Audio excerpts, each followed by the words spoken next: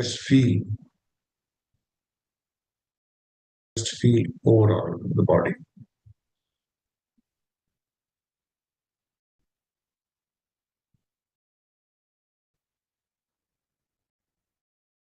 Slowly bring your attention to your breath.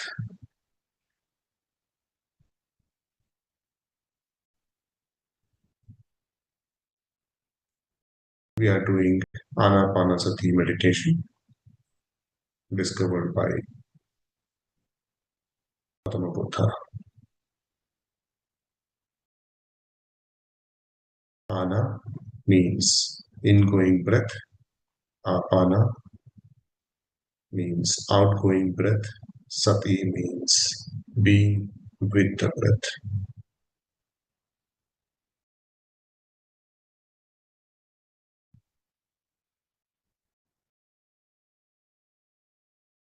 Let us just be with our own natural breath.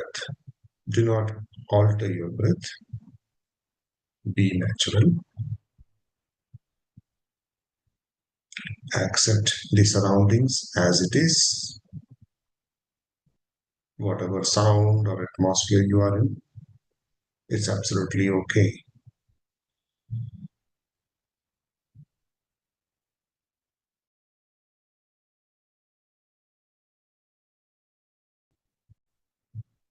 Just be aware of your breath.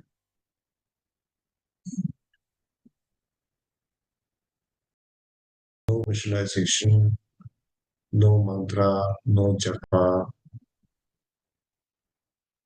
nothing whatsoever.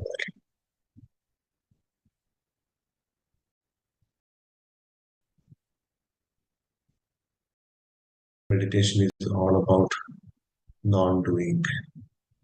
We are not doing anything, just sitting still and observing our breath.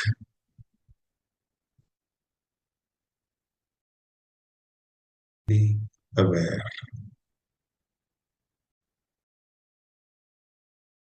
Thoughts do come, that's okay, but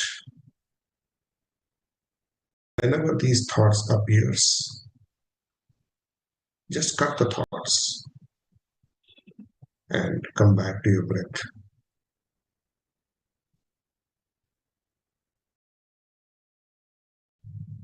Just like parking a vehicle outside. You only take when you need it. For next 40 minutes, let us be with our breath.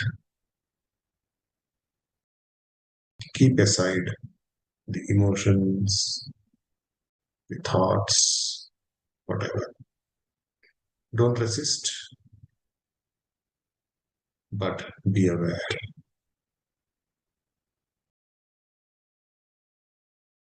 We'll play music in the background, but let our attention be on our breath.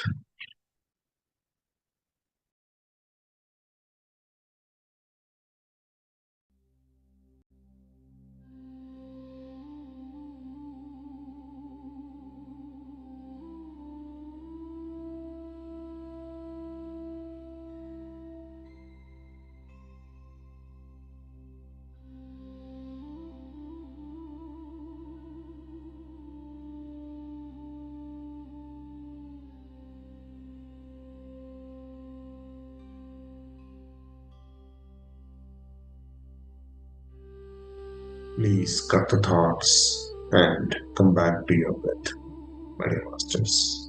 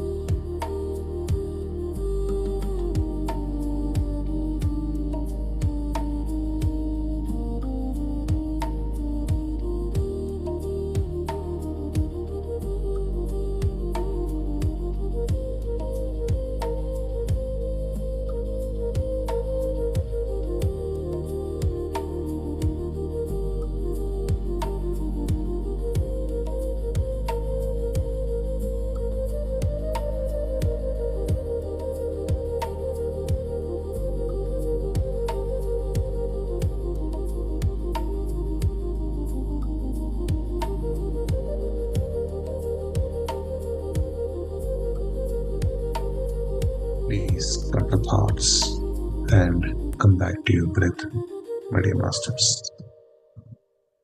Be with your breath.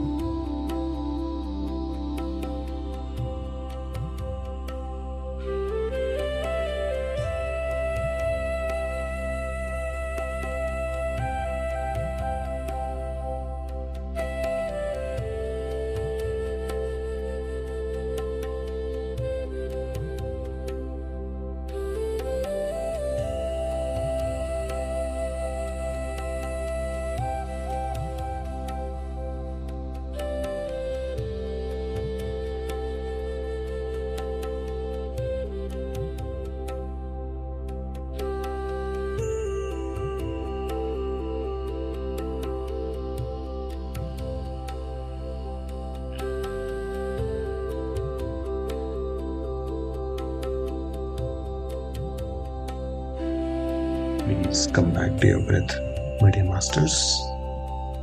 Just be with your breath.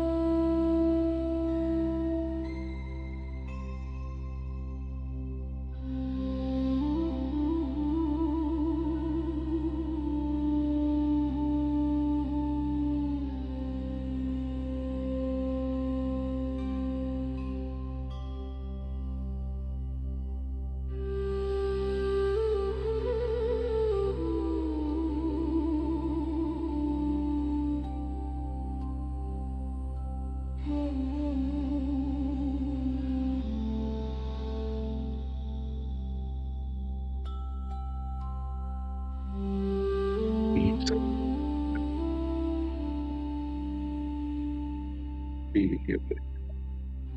Start my breath.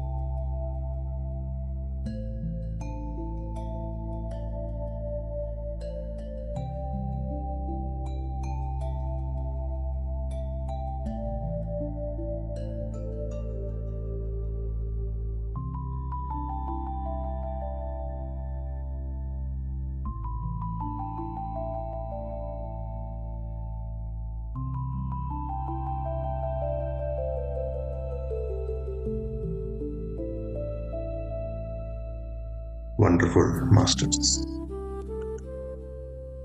Let us now bring our attention to our heart space and let us say these Ho'oponopono statements with purity. I'm sorry. Please forgive me. I love you. Thank you. I'm sorry. Please forgive me. I love you. Thank you. I'm sorry. Please forgive me. I love you. Thank you. Let's be in this state for a minute.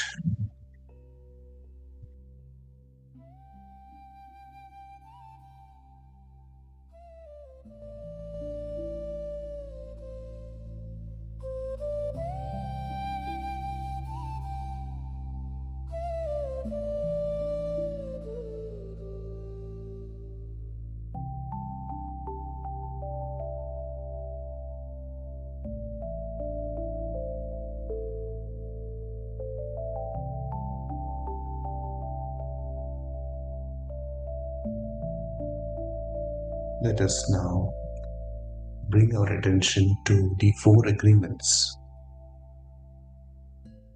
Be impeccable with your words. Words are like arrow leaving the bow. Let us be very cautious and speak with integrity.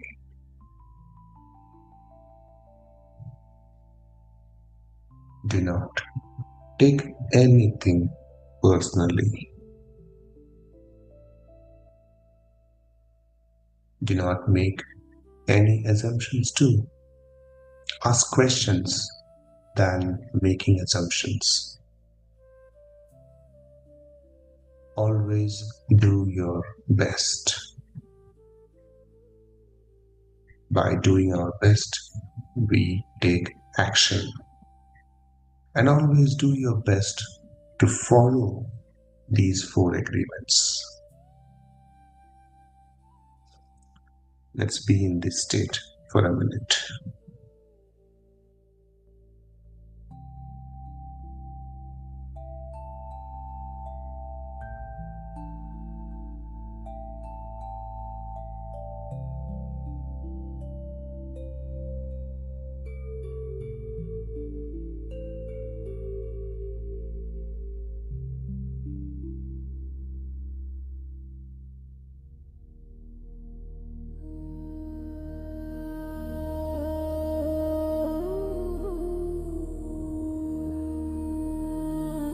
Lastly, let us do our daily intention.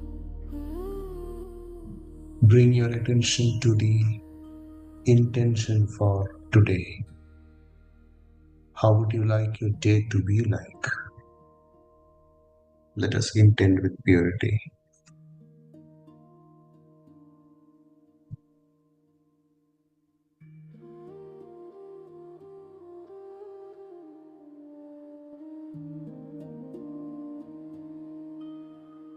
Wonderful masters. Bring your attention back to your body.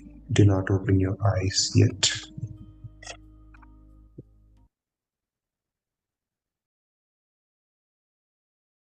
Just bring your attention back to your body. Feel the body.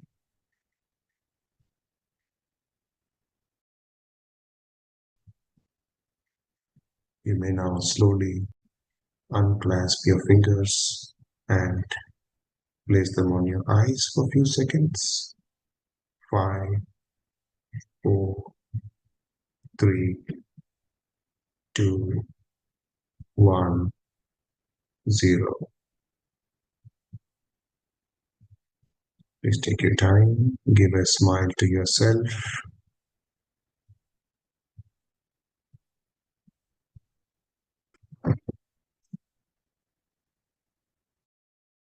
Please take your time.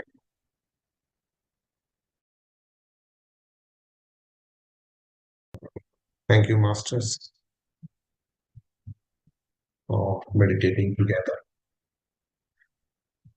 All right. Yeah. So today being Saturday, it's interaction and, you can ask questions. can discuss, you can share your experience. So we have Prithvi and Sharat today to take for this part of the section forward. Hi Prithvi, good morning. Over to you. Good morning, Sunil. Thank you. Thank you so much for that meditation. And namaste, friends. I know we have been going through the book Autobiography of a Yogi. Today, I just wanted to cover a few more things. I know we cannot cover the complete book, and the whole agenda of this session is to encourage you to go and read the book. But few highlights, just want to share it today.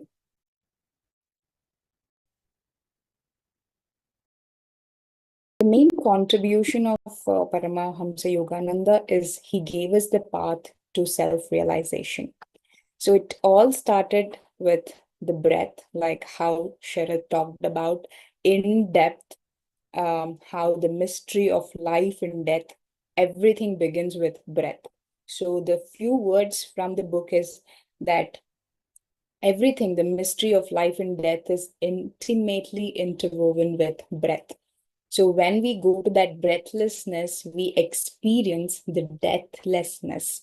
So that's why we meditate and subtly observe the breath. So the actual deeper purpose of life, of man's journey on this planet, is to actually master the breath, because man has falsely identified himself with his physical form. He thinks he is body because the life current that is flowing with the body and giving life, he thinks the body is alive, but actually the life energy, the current which flows into the body, is actually making the body alive. So when he comes to that consciousness, he starts realizing a true self that is within him. So Master says that his superconscious state is a freedom from the delusion that existence depends on body and breath. The point where you lose the dependency on the body and breath, you start getting into the actual truth. You start seeing the truth and not be confined with the Maya, the delusion of the world. So in reality, body is just a temporary instrument for us to actually realize our true self. And the universe that we are seeing, experiencing, the cosmic self and the energy, complete existence is just a cosmic motion picture. Master says that all that you see is made up of light. It is the essence of all the essence of object is light. So even you are nothing but light. Yogananda describes this I think Sharath already shared that he had a experience where he suddenly sees his body and the world as streams of light. So he gives this analogy that look at life like a movie. The light is passing through a projector and the image is appearing on the screen. And the story seems very real. But you have to understand behind that, all that is just light. There's nothing real. It's just the light of consciousness. So everything that is getting created in the physical matter starts at the consciousness level. And then it vibrates as energy and light and becomes materialized or crystallized. That's how the physical world has come into creation. It started as the subtlest level at the consciousness. So he says the whole universe is a cosmic motion picture.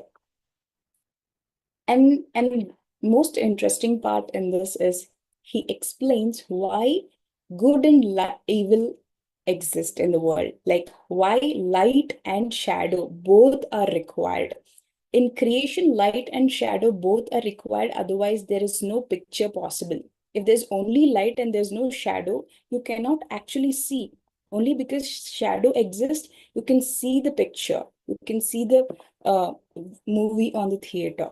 So just like that, the life requires both the opposites of life, both the poles of life, like joy and sorrow, success and failure, birth and death. Without this kind of contrasts, there would be no experience in life. So to have experience, we need contrast in life. And Master calls this as the dynamic play of opposites, is what spiritual traditions call Maya, the cosmic illusion. So the world of Maya includes both joy, sorrow, both the opposites, good, bad, both are required very much equally to have an experience in this life and seek the truth or realize the truth. And the role of suffering is explained very well, that pain is a prod to remembrance. This is what the master says. In life, if ever life didn't have any kind of problems, just imagine if there was no problem at all in your life, how boring the life would have been, right? If you had endless comforts, the human beings might never seek the deeper truth. They would never question, who am I? What is the purpose of life? Is there something beyond this world? So there is a very deeper purpose for being on this planet. That is why he says the role of suffering is very important. Thus, even suffering can become a teacher that pushes us towards the awakening. And the world is not the ultimate reality. The planet Earth that we are living, this body that we are living, is not the ultimate reality. The tragedy of death is unreal. This doesn't mean that suffering should be ignored. It means that from the level of eternal consciousness, which Sharath was referring to, the cosmic consciousness, the supreme consciousness, life and death are just a part of temporary play. So we should actually look at life like actors on the stage. We just come, do our acting, and go back. The character of the play will die, but the actor will continue. So similarly, the yoga philosophy says that the soul keeps continuing even beyond the body. So we are not supposed to identify or get attached with the body consciousness. Then that's not the ultimate reality. And this is where, for me personally, this book struck very, very deeply. There are very higher spiritual knowledge in this book, but this encounter, there's one chapter, you must read this chapter. Lahari Mahasya, he gets to meet Mahavtar Babaji in the Kumbh Mela, and there's a story in that, so you have to read that. Before meeting Mahavtar Babaji, Lahari Mahasya would have made some comment about an ignorant yogi, that why they are wearing this kind of things and doing all these things, kind of something, I don't really remember what exactly he said. So he makes some comment and he keeps walking, and then he will see that Mahavtar Babaji was washing some utensil and cleaning the feet of a renunciate, a yogi there. And seeing this, Lahari Mahasya becomes like surprisingly amazed that Mahavtar Babaji is doing this. And Babaji comes and tells Lahari Mahasya that by serving wise and ignorant sadhus, I am learning the greatest of virtues, which is humility. You learn anything on this planet, realize anything on this planet, ultimately, if you don't have humility, you are not living in truth, because you have to see the Lord as residing equally in all the body temples, meaning every person carries the divine consciousness within. Every person is divine. You cannot judge or comment. So the spiritual realization should not make you pride or special in any which way. you have to become more and more humble and get connected to every being on this planet at a divine level. And Mahavtar Babaji continues saying that the only gift humans can offer to the universe, to the God, is love alone. The sole gift man can offer to God is love. This is the beautiful line in this book, because everything else we possess already belongs to universe. But love is something that must arise freely from the human heart alone. So love reflects our recognition that we are not separate beings, but expression of the same universal consciousness. And at the highest expression of spiritual realization is love. So everything is interconnected, and the connection, the force that connects or unites everything is the force of love. So he continues saying that love is the force of oneness. Mahavtar Babaji just describes love not as a simple feeling, but as a cosmic principle of unity. Love is the undisturbed balance that binds this universe together. I don't know how many people have watched this movie, Interstellar. It is a science fiction movie. In that, the main character, Cooper, he goes to space and he gets lost in the fifth dimensional reality somewhere. He gets lost in that, and from there, from that fifth dimension, he'll be able to communicate with his daughter who's living on Earth in the three-dimensional reality. And finally, that movie says that he could communicate because of a force called love. The physics today, the quantum physics and the studies on consciousness is also saying the only force that can transcend time and space is love. The only force which is binding the whole of the universe is love. So we need to dissolve the sense of separation, and that can happen only through love. It reminds us that we are not isolated individual beings, but expression of one single consciousness.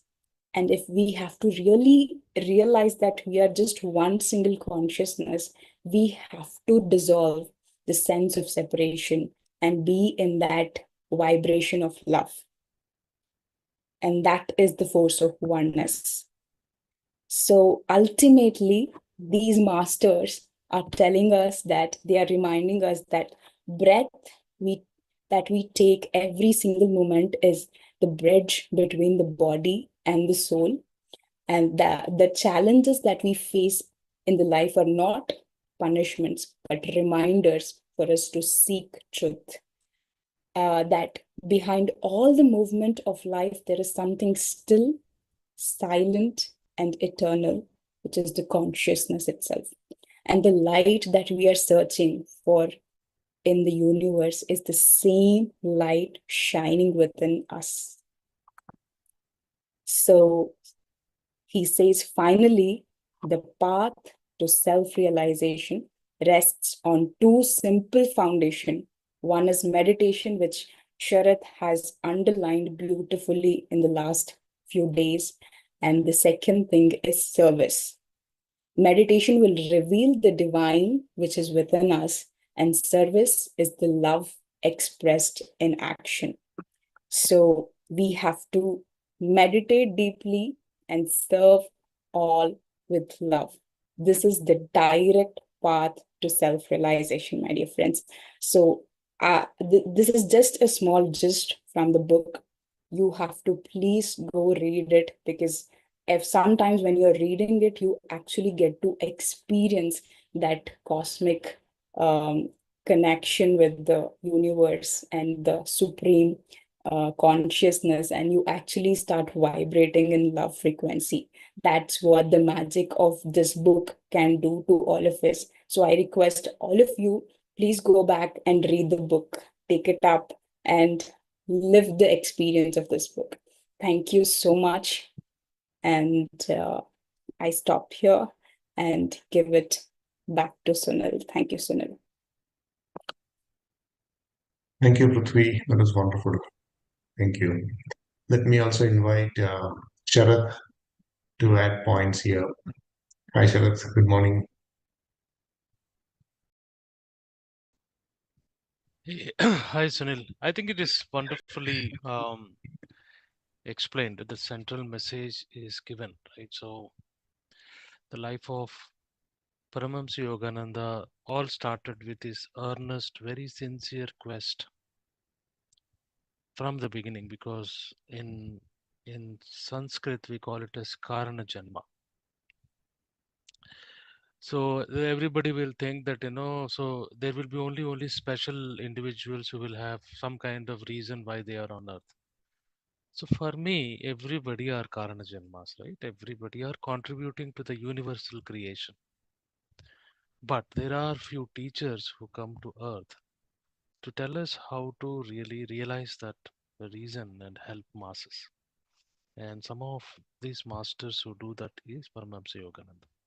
So one important thing we need to understand is uh, reality is stranger than fiction. If you read any spiritual book, and I will tell you because I have read dozens of books, and Guruji Sri Paramahamsa Yogananda hesitated to really relate his experiences, the metaphysical experiences, and all those things. The reason is people will easily struck that out, saying that, hey, this is all bullshit, right? And all, this is just to make sure that book is made popular, right? That's the problem we have, right? But the best way to show the experience, the similar thing what these masters have gone, that is the part they have shown, right? To meditate daily, go to that particular consciousness and see the universe reveals its secret. When it reveals its secret, then it is no longer fiction, it's no longer miracle. And this has to be done individually. And the reason is not to really have all those experiences. The main purpose of any great leaders, spiritual leaders' life is leading the people, right?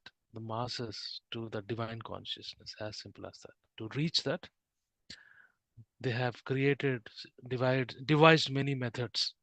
Ana-Pana-Sati, very old, right? Uh, During Buddha's time. Similarly, there are many modern New Age masters who have really devised so many um, methods. Similarly, during that time, we were at the cusp of nuclear, scientific evolution. Just imagine, people were unable to understand, hey, what is this happening? Do we have such a power where we can destroy worlds, right? Similarly, electricity was very new. So during this time, it is very easy that humankind can sway into material consciousness even more without understanding the spiritual power which is powering all the stuff, right? Be it nuclear power and all these things. So this was the right time when Kriya Yoga was brought back into the world to understand what is happening at that point in time.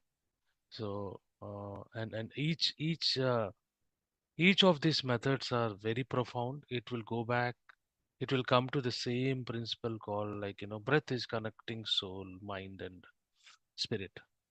So you do whatever methods, but finally you come and catch hold of that breath, which will slowly take you to that energy which is keeping you alive, that consciousness which is going in your spine, right? Up and down, up and down, up and down.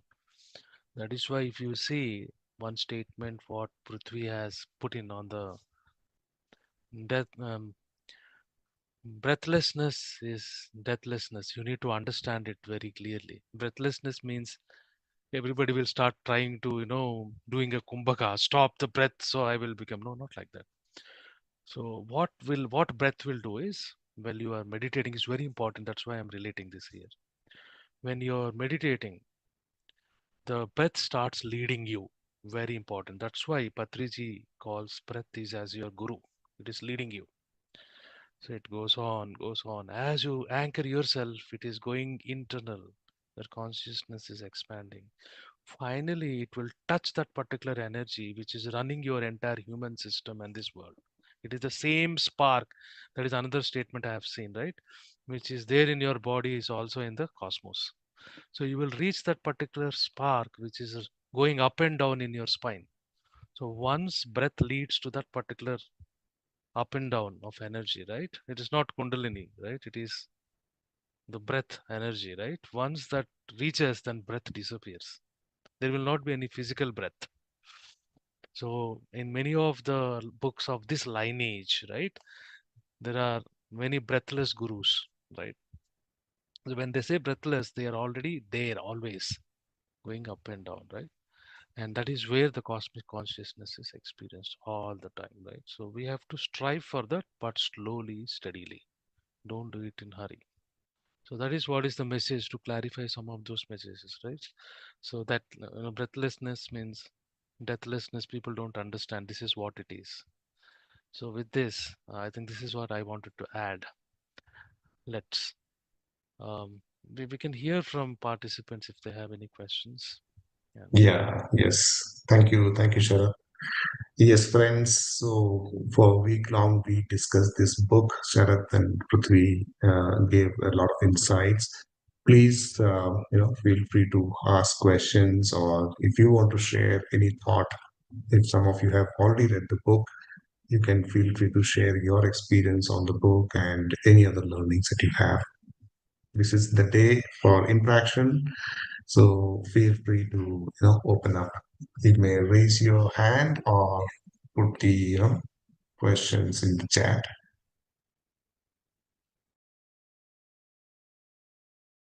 So one basic question, very, very fundamental question, Sharat, I have.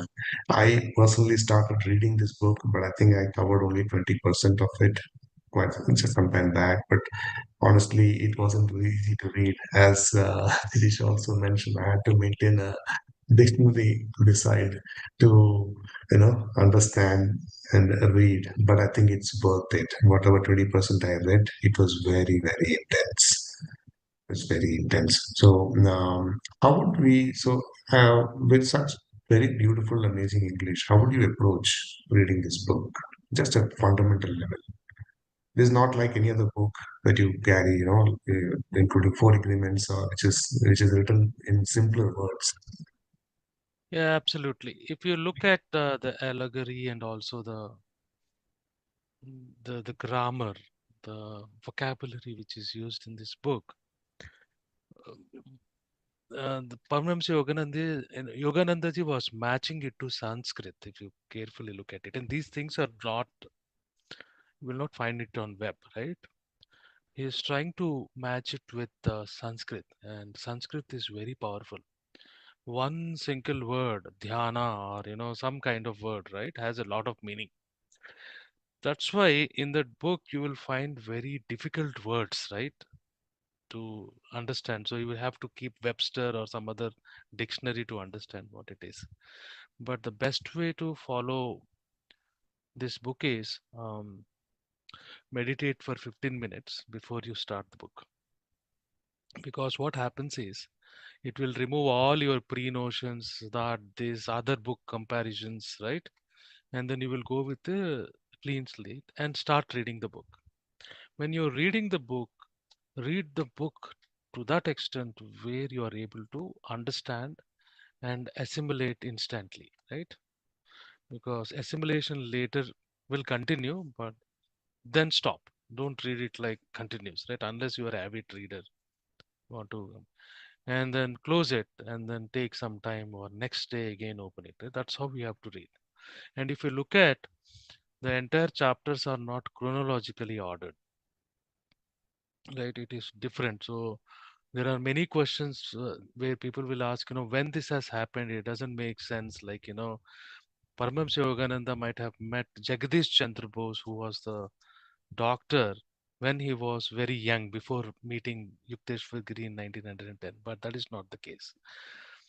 All of these meetings, including Tiger Swami or Soham Swami, happened after he met Yukteswar Giri,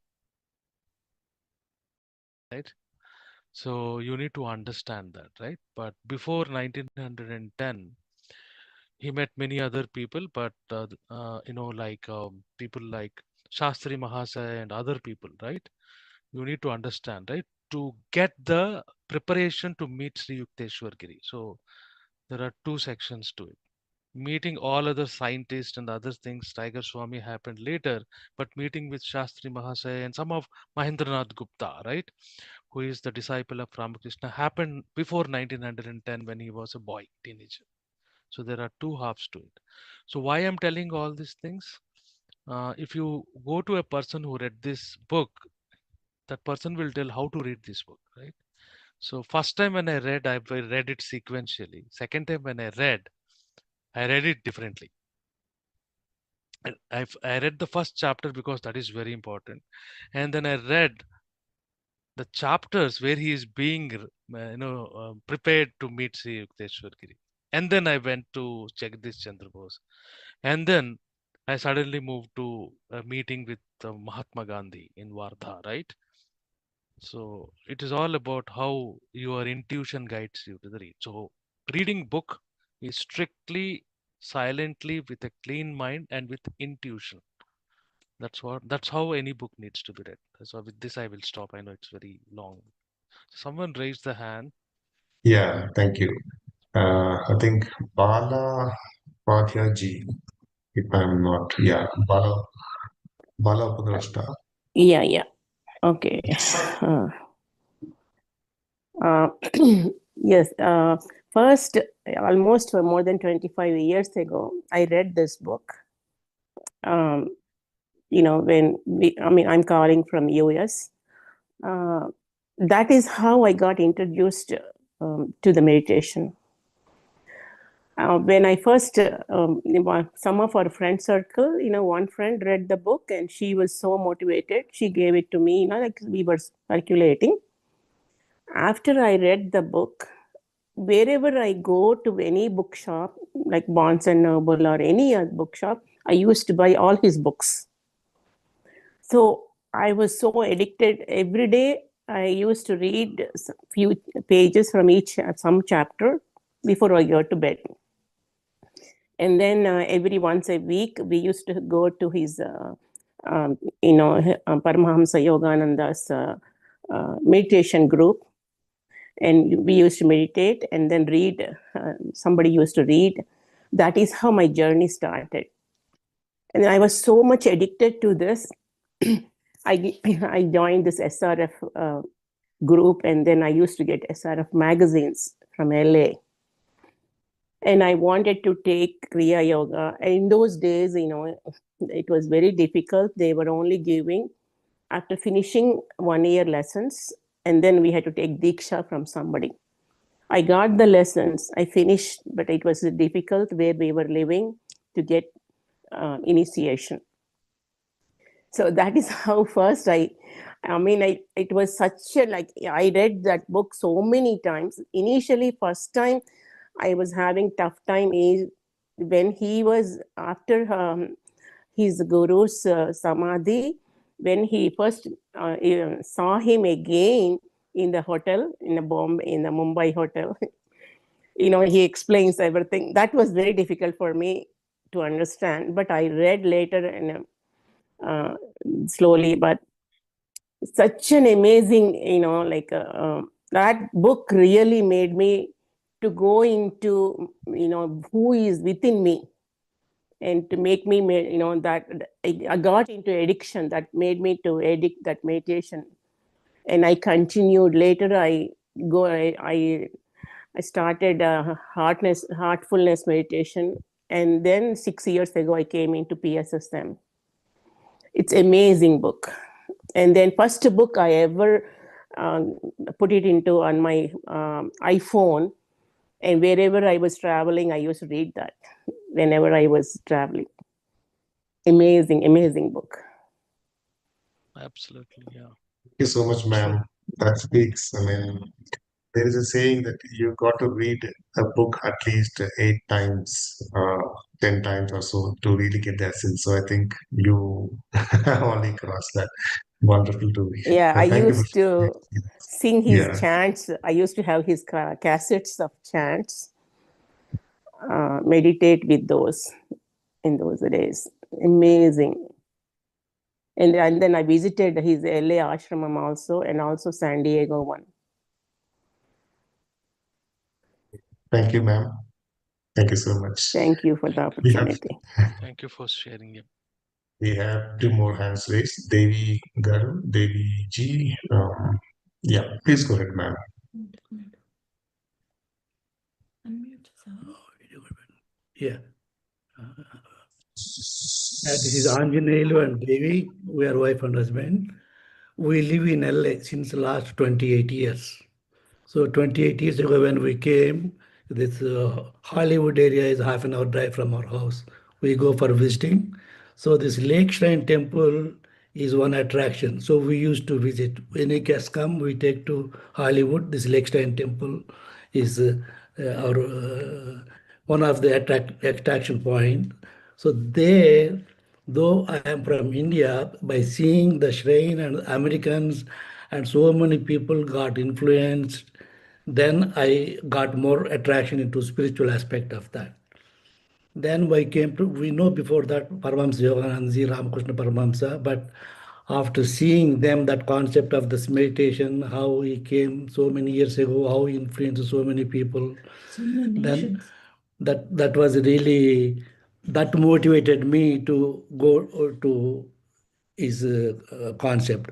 So of course, if anybody goes there, this book, not only you need not go there in this area or anywhere, any spiritually enlightened people or any masters, most people need not be Indians, even from other countries also, they quote the first step in their spiritual life is reading this book, autobiography of yogi. So by listening that motivated me. So many people, they are not in Indian, from the Indian culture, but so many people, and so many. See, your group is a scientist. You are spiritual scientist federation, right?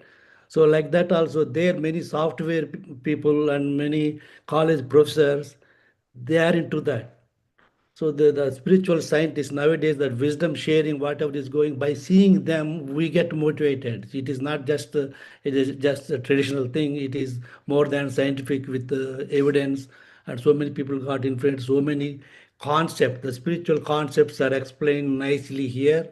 We can understand those concepts through these things. That's what I understood. I know the book and things many people will tell. Let me tell this aspect also. So many people. And then we read the book, and we did the self-realization fellowship is there. Lake Shrine Temple and Encinitas, these are all drivable distance for us. And self-realization fellowship and Kriya Yoga and Sushumna Kriya Yoga, putting this position and doing the meditation. And then we came to this. This is whatever this whatever the meditation we are doing, pyramid meditation. It is not different from that. It is easier aspect of that. That's what we believe. That's what we understood. And my wife did. Yeah. Good evening or good morning, everyone. So I read Yoga Yogi Atmakada twice. Actually, that book was given to me for a Mother's Day 1 year in the pandemic time from our son-in-law. Actually, he bought. I always tell I don't need anything. I don't need anything. So no, mom, let me buy this book for you. My So son-in-law is an American. so white He bought son-in-law we the- have. He bought me that book, but he asked me if I want in Telugu or English. I said I want Telugu, so this is the book we So- have, and I read twice. And So if anybody has language problem, it came in different, it is in Telugu. It is translated in different languages. That may be helpful for the language problem. Okay, go ahead. So when I read, I was so in bliss. Paramahamsa Yogananda ji came into my dream, and I was doing some food serving service where I did not remember what that was. And Paramahamsa Yogananda Garu came to me and he asked, I offered him food, and he blessed me. I knelt down at his feet and he blessed me and he asked me, pack me the food, pack me the food. So I packed the food in smaller boxes and boxes. That much I remember in the dream. And it was really, really, uh, I was keep telling him to how much bliss I had reading that book twice. Please, you also read, you also read. I always tell him. It's a very beautiful book. Mm. Absolutely, yeah. Yogananda ji was a foodie, actually. Yeah, no, three things. So first you said we need meditation and service. Actually, we have to add one more. That is the science sharing. We do the meditation, we do the service, but we need wisdom sharing from you people like you. So Yeah. that's also wisdom sharing is also important. And we are more into Sai organization for many years. For many years, we go to LA downtown and we feed the food for the homeless people. Needy people. Yeah, those people also they know about the Lake Shrine Temple, and so the serving the needy people, there homeless downtown people, that helped us to get into more contacts and seeing we call it as Narayana Seva, seeing God in them. That is the first thing, first principle of the serving is seeing God in them. That's why we call Narayana Seva. We are serving the Narayanas. That concept, maybe that concept helped us to get attracted into these things. Thank you so much, ma'am The and sir. several parts of this book is so, I mean, all the pages are very, very good, but several parts touched my heart. One time, Paramahamsa Yogananda ji's father were going to the fields or somewhere.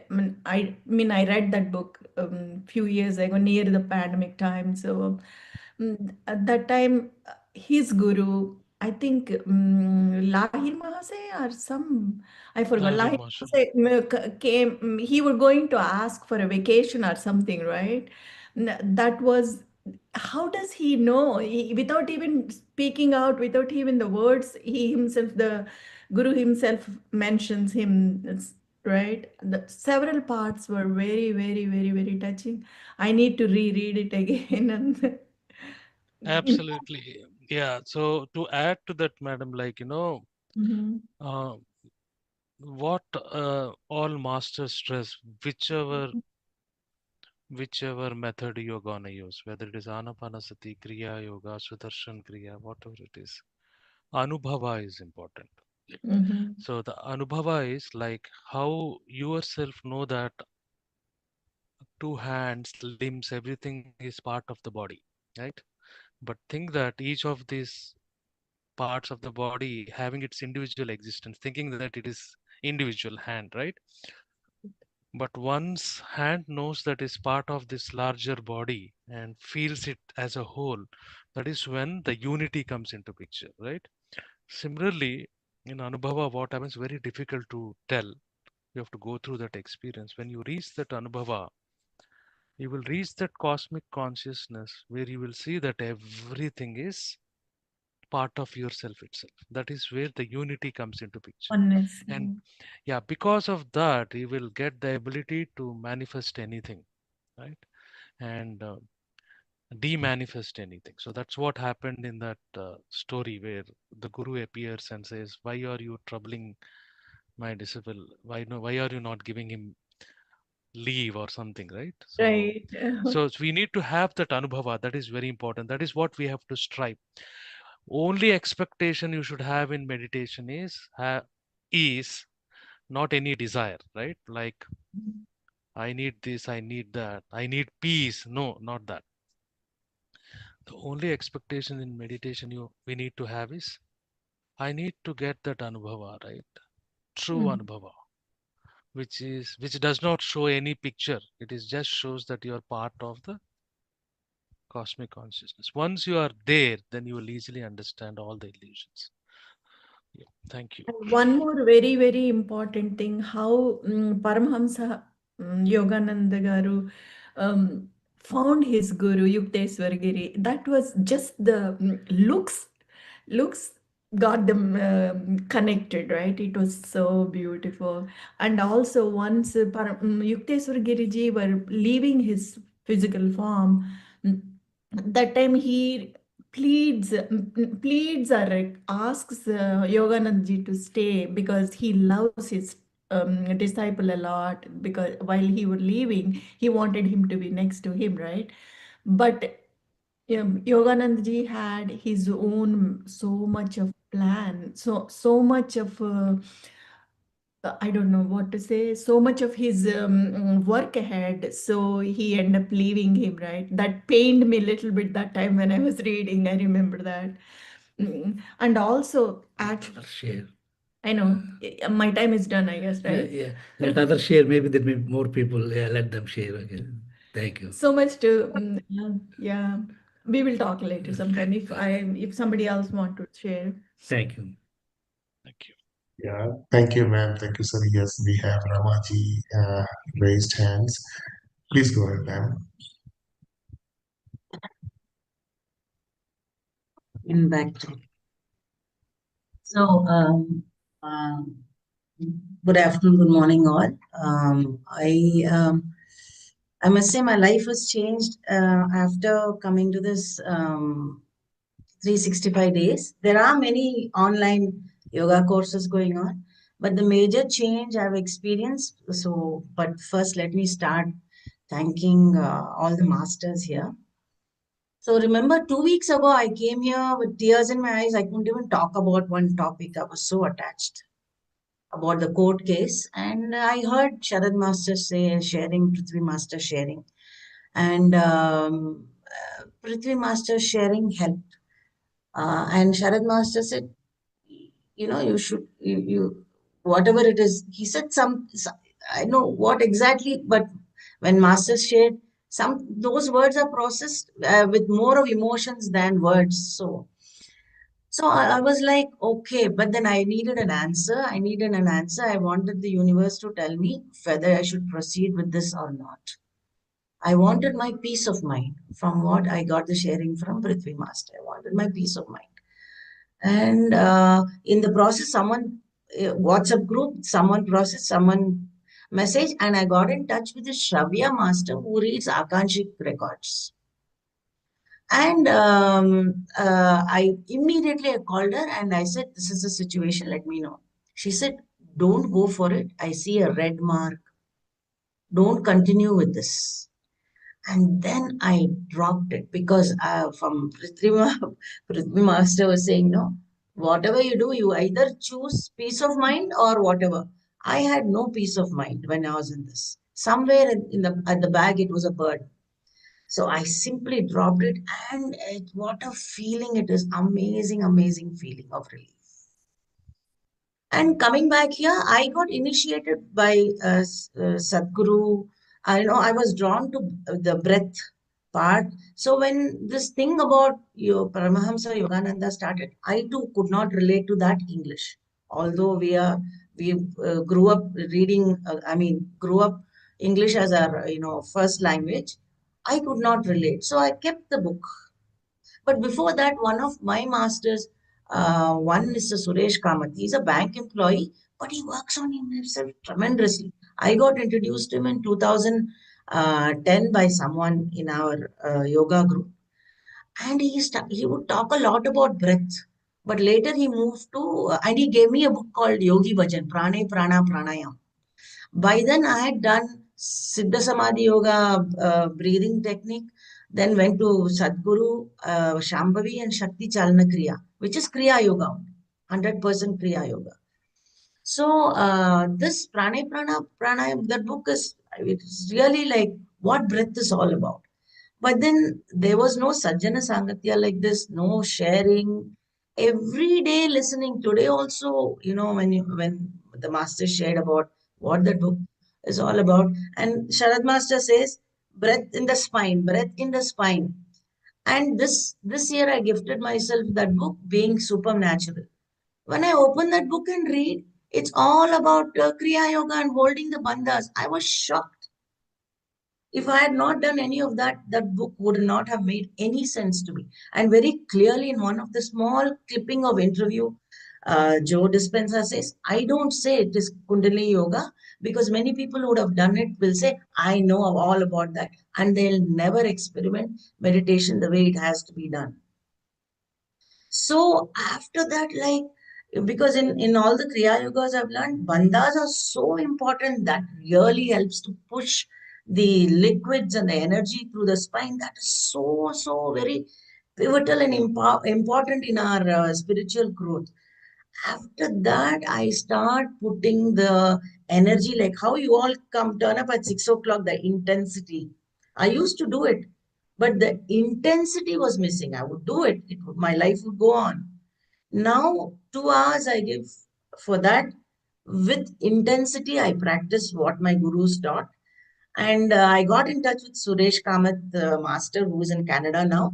He is babysitting his daughter's children because he's retired, but he works on himself constantly. And then I got in touch with him. He said, last 10 years, what all I've learned and how I've evolved. And then he introduced me to one more master. Again, this master is a Punjabi master. Somehow they are coming into my life. This Yogi Bhajan was from, there are many powerful masters in Punjab who teach the breath technique. And some of the videos shared by Sir Abhi Dugal, it so resonated with me. I've integrated that also along with, and how I feel is very different. Like it's all about internal, not the external. And the best thing that happened is it happened because I quit my job and now I'm in a different path altogether with this meditation, with the Kriya Yoga. Let me see how my life unfolds. That's where I am. So thank you so much for Absolutely, the madam. way. Yeah. So I will just relate one important topic because I know I'm listening to each one of them. So each one of them have practiced several other techniques before coming to Ana-Pana-Sati. By the question is, you need to stick to one particular method,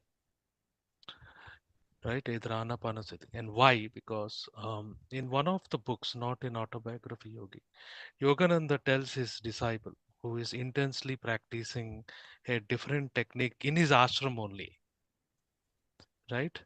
Thinking that the technique which the Guruji taught was not helping him. And not only that, he was doing the 10 different things at the same time. So Guruji rebukes him. See, once you come, you can do all those experiments, but you cannot do 4 or 5 things at a time. You have to pick one particular method because this is a lifetime's efforts, madam. It will take entire lifetime to achieve something for somebody, right? There are very few blessed who really traverse this path fast because of karmas. Lifetime. If we keep on changing the techniques, right, we should get motivation from different things because everything will culminate to breath only, right? That is good. But when you're following a technique and you have settled down on Ana-Pana-Sati meditation, right, which will enable anybody, disabled, the Yes. people with disabilities, because Kriya Yoga is little difficult with people with disabilities of the body, right? But Ana-Pana-Sati is so universal that it really doesn't matter whether you are able or not able bodily. It only deals with your breath, right? So choose Yes, one Sharat particular Master. What I method, wanted stick to to say it. is, no, Yeah. what I wanted to say is my meditation with Ana-Pana-Sati has gone deeper and better Yeah. with the practice of Kriya Yoga. That's what I've come to say, that I'm able to integrate that and this. This I will never give up because the moment I joined Ana-Pana-Sati, the direction of my life changed and the way it changed, I could make out. That has led me to this. That has Yeah. led Yeah. me to going back to my Kriya Yoga. And then after that, meditation is something very different. Absolutely. Because So I've been to many yoga courses where they prepare your body before meditation. And in fact, if you look at most of yoga's Osho sessions, they're all half the time it is preparation of the body and then they go to the meditation. Because it's all, like you said, our karmic, how much meditation affects us is a journey, all about our karmic journey only. How some people get it instantly, some take years, whatever, no comparison. But it helped me is what I wanted to say after coming here, which was not possible for me earlier. So the quality of my meditation has increased tremendously, and whatever answers I need to know now is coming to me. And the detachment, that you all talk about, I can see that has come with the practice of Kriya Yoga and Ana-Pana-Sati. It has come with both. It's not, just Ana-Pana-Sati alone, sitting for hours my body would ache. But with this Kriya Yoga and preparation of the body with some bit of exercises is definitely important. And as you get older, muscles get weaker. So I've gone into muscle strengthening also. All that is helping for Anapana, all this preparation. So you have to sit longer. And one more thing I forgot to mention. There is Pyramid Atma Dhyan near my house only, Patriji, established by Patriji. It was there all these years. Now I started going to it. In fact, last week I was there for a meeting, and this Sunday also there's one group meditation at Ravindra Kalakshetra. Now I've started putting my time into all this, meeting other masters, getting into it, and the service part that that's often spoke about. By nature, I love animals. In fact, that's what Akanshik record Shravya said. I see so many animals when I close my eyes. I so love animals. I keep water for them, and I get food, and I get, they get fed by, other people who help around. Everywhere there's water because it's hot summer. They don't have mouths to ask. So this kind of service I've always done. That was not a thing. But in the meditation, the service for people, asking them to come and meditate is slowly coming in because we have to carry those energies. Yeah, and I find a change in how people are reacting the external circumstances. So Ana-Pana-Sati is the meditation technique that can take us anywhere we want. But this breath part, in order to intensify, doing Kriya Yoga, I mean, my experience, it really helps. And in that Paramahamsa Yoga book, he has mentioned Kriya Yoga. These things catch my attention. Yeah. So, yeah. Thank you all so much. I can relate to it. I do Kriya Yoga, right, regularly. So I understand that. Thank you. Yes, Thank Master. you so much, Only then we can see the depth in you. Yeah. Yes. Thank you Yes. so much. Thank you so much, ma'am, for Thank you so much. sharing your experience. It really encourages. I'll also see a couple of messages in the message group as well. Very encouraging to see the positive sides, positive effects of this practice. Well, I don't see any more questions or any more hands raised. So, Sharath, shall we call this a day? We are good. Yeah, we can always answer the questions through the groups. Yes. And then we can always take up in the next immediate section. Yeah. Thanks so much. Meditate daily. Thank you. Yeah. Yeah. Thank you so much, Sharath and Prithvi, once again. And it was a wonderful week. So let us all regroup tomorrow with in the same schedule, same time. Yet another beautiful session tomorrow. And until then, signing off from day 73. Have a nice day. Have a good night. And see you all again. Bye-bye.